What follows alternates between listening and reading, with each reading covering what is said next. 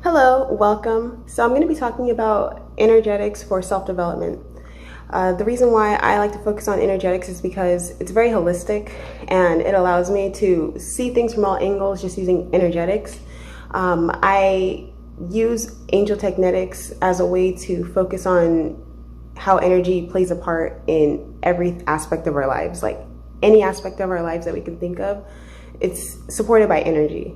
And if we can identify energy, then you can pretty much identify the cause and effect of things. So I think that's pretty awesome.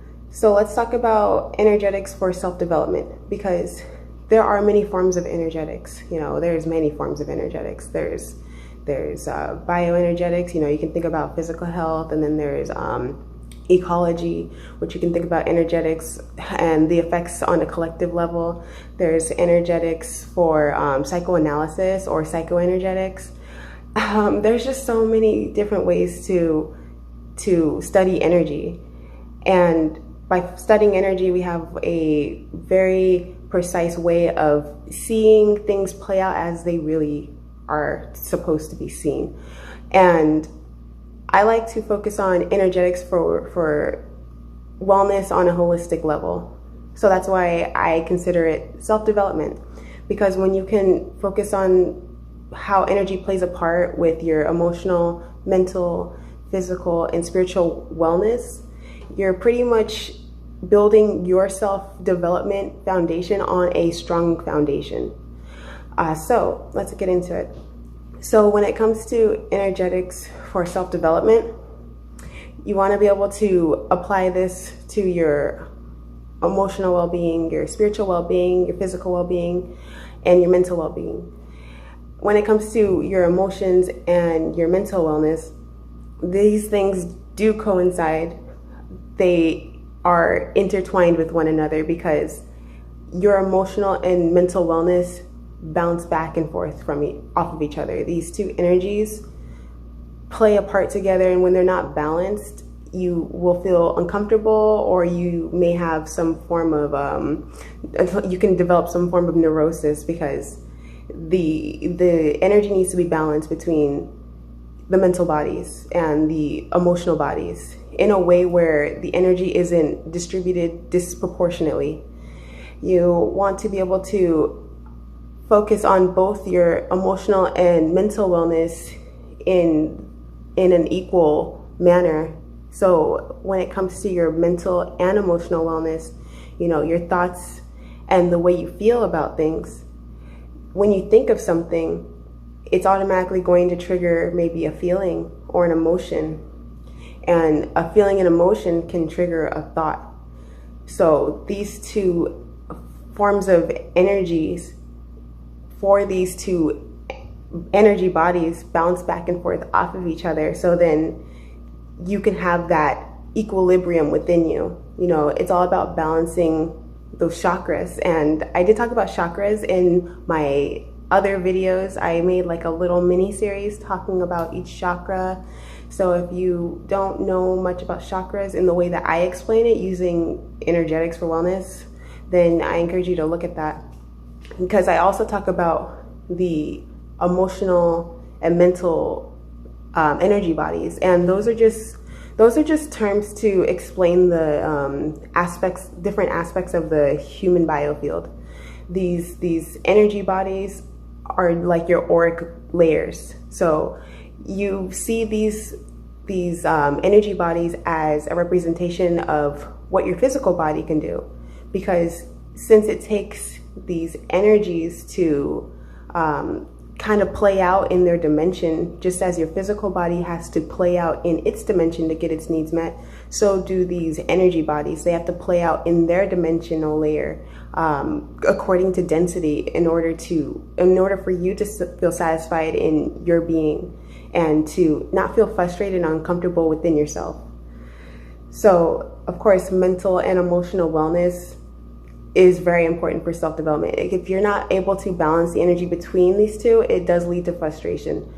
And of course that can highly affect your self-development in general. If you are someone who spends a lot of time avoiding their emotions, or you spend a lot of time not problem solving. You know, you're not using your mental bodies by problem solving, or you're not able to think logically about how the world works around you. And by logic, it's just you making calculated assumptions, you know, and hoping those things work out. So logic is good for our physical world and the things that make sense to us, and building an assumption that will work in your favor.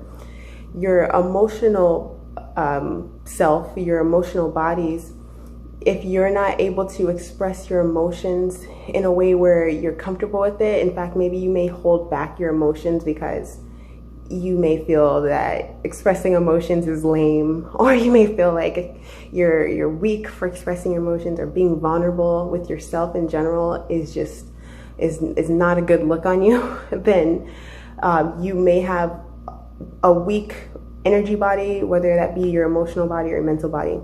And if you're not able to express your emotion and form some form of vulnerability, then your ability to connect is going to be very limited. And the same with your mental body. If you aren't exercising that ability to problem solve, even when your emotions are taking the forefront, then you're stunting your ability to see potential and to step into that power. So that's why it's very important for self-development to see how these energies play out within you, so then you can balance them or work on what needs to be worked on. These bodies is just like your physical body. You want to exercise them, take care of them in the same way you would your physical body, because as I said, they're dimensions of you that play out within a certain density. So your emotions and your thoughts are lighter densities than your physical body. However, because you experience emotions and because you experience thoughts, you have to find a way to use them, so then you're not feeling blocked and you're not feeling frustrated. When these bodies aren't able to express themselves in the way that they need to, it can lead to frustration in the same way as when your physical body, you feel handicapped and you can't move. It'll feel frustrating that you feel disabled or debilitated from doing the things that you want to do. So the same applies to these auric or these energy bodies. They have to play out in their dimension, otherwise they feel blocked. If it gets frustrating, you start to feel it in either your emotions, or you start to feel blocked in your mental capacity.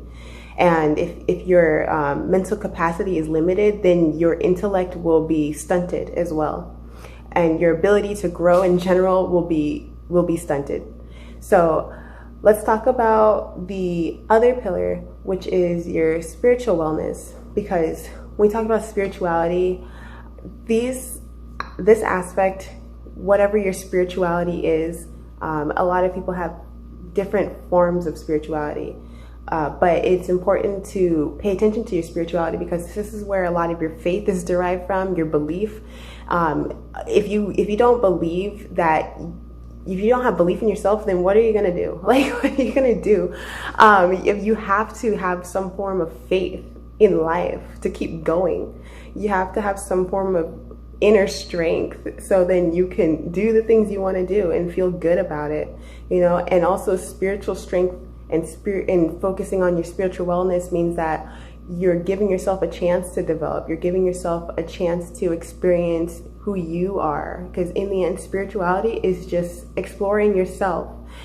And how I like to think of spirituality is this: you have a belief in something, right?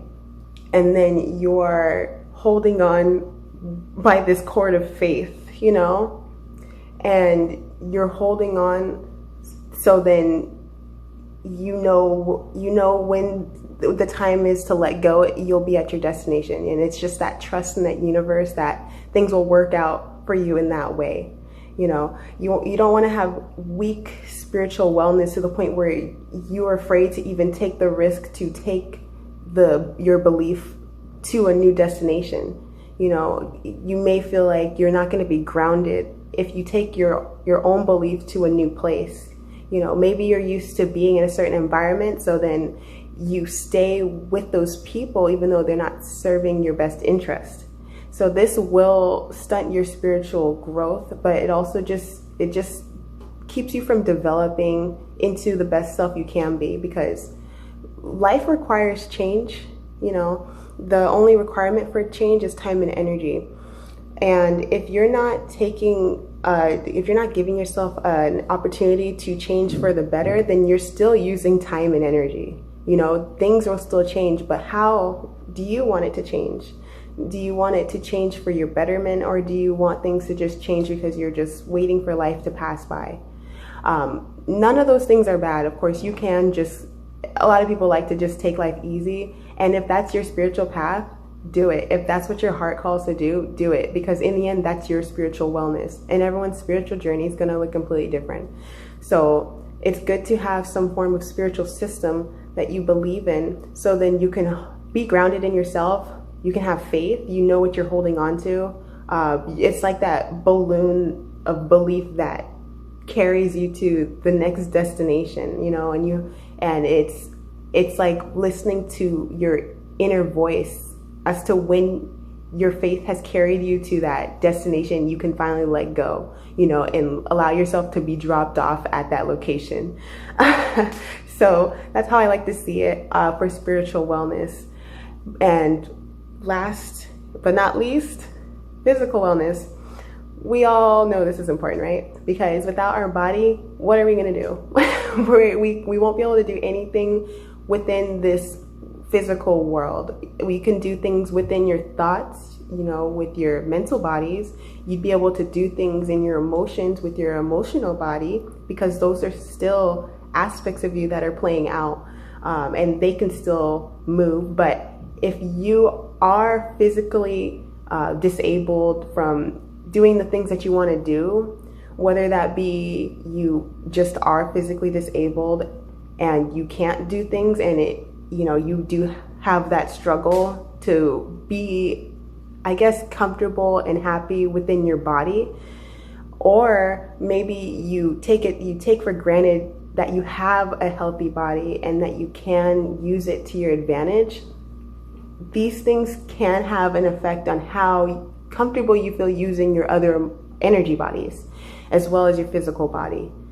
And the physical body is just a representation of these energy bodies. So when the physical body isn't working how you want it to, then it does lead to emotional and mental frustration. It does lead to spiritual depression.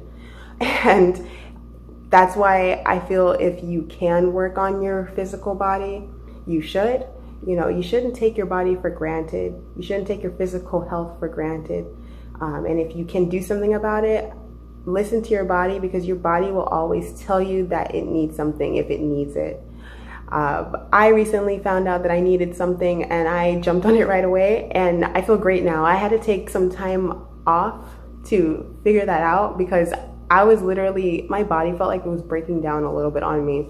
I don't wait for things to get super bad, but I had to really listen to my body and tend to it, and I couldn't, you know, just put it off just because I have excuses, or I can't have like a weak spiritual stance on myself where I just kind of wallow in my own sorrow about how things aren't working out for me.